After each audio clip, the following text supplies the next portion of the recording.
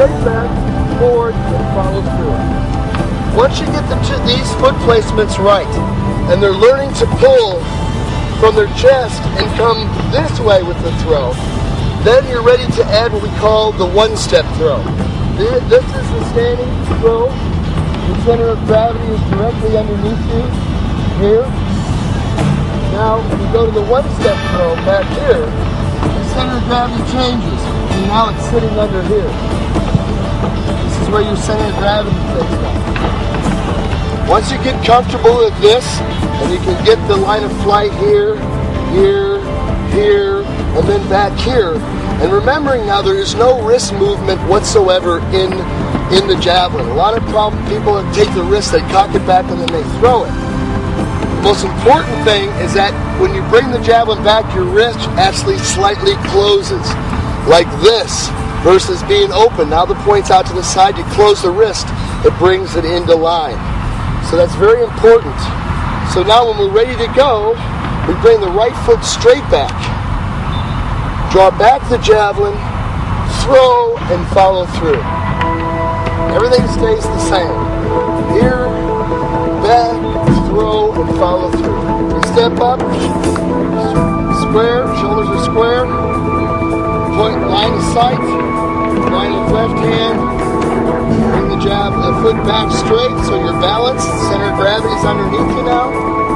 Bring the javelin straight back this way. Throw and follow through. Now that we're into this, now we're going to start bringing the foot back. When you bring this back, this left arm, or the reason that it's pointing out this direction, is that this is going to start the motion or the stretch across the shoulder, which is actually going to drive and accelerate the javelin over the top.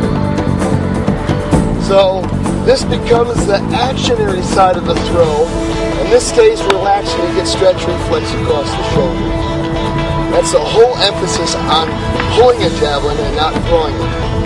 Everybody tries to push, throw, versus pulling from here, hitting this. That's the C position.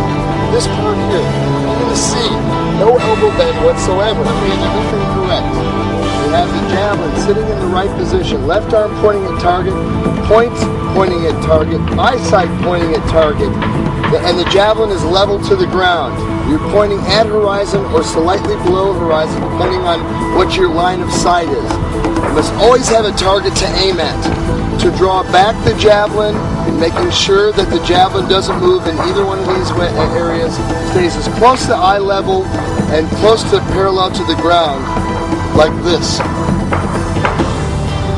Not like this, off to the side, and where you're playing with your wrist.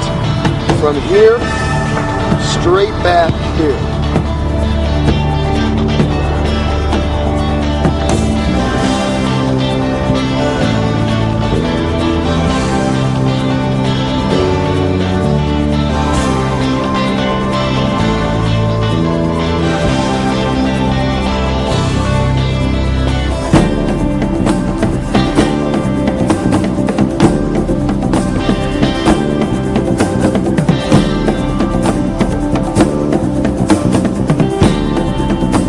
When you master this technique, you will be able to throw any object further with more accuracy while reducing stress on the joints, ligaments, and tendons.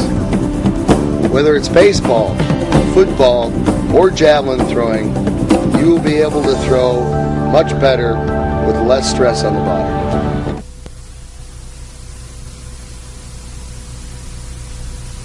The most important thing for the beginner javelin thrower to understand is that they have to aim at the target, at the orange part with the little man inside the target. Most kids tend to want to start the arm motion before they've learned to line up the javelin, like that throw, versus getting it correctly lined up, following through, and hitting the target.